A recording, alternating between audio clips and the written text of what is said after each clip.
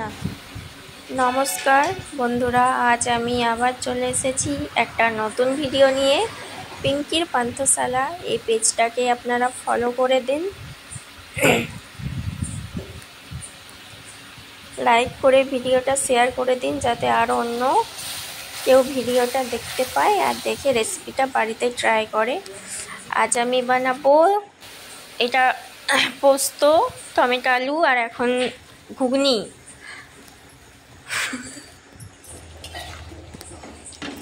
এই যে দেখো পোস্ত কমপ্লিট। এবার এতে আমি পোস্ত দিয়ে দেব আর পোস্তটা নামিয়ে রাখবো। টমেটো দিয়ে আলু পোস্ত হচ্ছে আজকে। আর আজকে বানাবো আমি মাটন।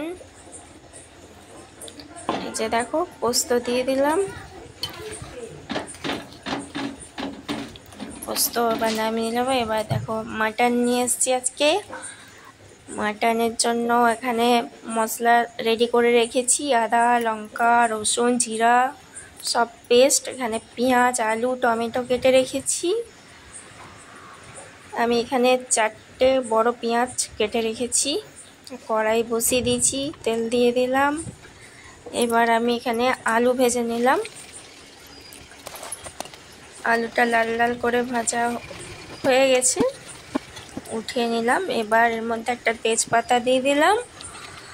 আর তারপরে এখন আমি এর মধ্যে দিয়ে দেব যে পেঁয়াজ কেটে রেখেছিলাম, পেঁয়াজটা এখন আমি এর মধ্যে দিয়ে দিলাম।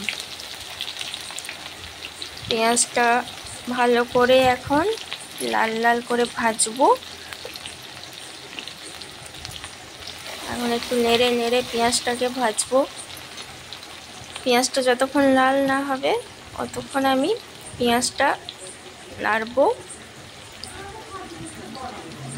তারপর আমি যে পেস্টটা করে রেখেছিলাম, আদা, লঙ্কা, জিরা, গোটা ধনে দিয়ে একটা পেস্ট বানিয়ে রেখেছি মাটনের জন্যে।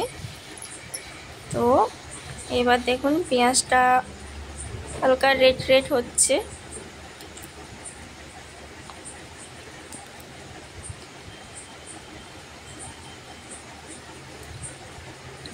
পেঁয়াজটা লাল লাল হয়ে যাবে, তারপরে এর মধ্যে মশলার পেস্টটা দিয়ে দেব।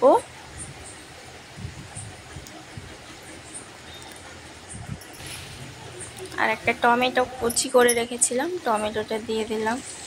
এই যে দেখো এবার মশলার পেস্টটা আমি দিয়ে দিলাম।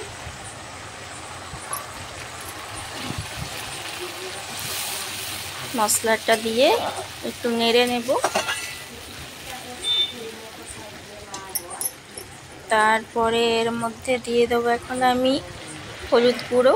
আমি 1 চামচ দিলাম আর একটু 1.5 চামচ হলুদ গুঁড়ো দিলাম। আবার একটু নেড়ে নিচ্ছি। মশলা না নাড়লে পরে তলে লেগে যাবে, তো তার জন্য মশলাটা একবার করে নেড়ে নেড়ে দিচ্ছি।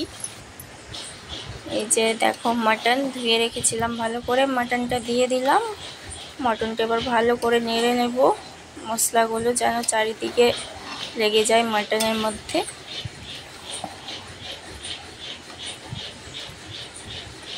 আর মাটনটা দেওয়ার পর এবার আমি দিয়ে দেবো লবণ। এখানে আমি নিচ্ছি ছোট চামচের 1 চামচ লবণ। লবণটা দেওয়ার পর আবারও আমি ভালো করে নেড়ে নিলাম। এই যে দেখো কত জল বেরিয়েছে মাটনটার থেকে। জলটা এখন নেড়ে নেড়ে নেড়ে নেড়ে ভালো করে কষিয়ে নেব। এই যে দেখো কি সুন্দর কষা হয়ে গেছে, লাল লাল রং হয়েছে মাটন কষা। আজকে হবে জমিয়ে খাওয়া দাওয়া। মাটনের ঝোল, আলু পোস্ত এসব দিয়ে কষা হয়ে গেছে। এবার আমি এটা প্রেসার কুকারে দিয়ে দেব। মাটন প্রেসার কুকারে না দিলে তো ভালো সিদ্ধ হবে না, তাই এবার আমি মাটনটা প্রেসার কুকারে দিয়ে দিচ্ছি।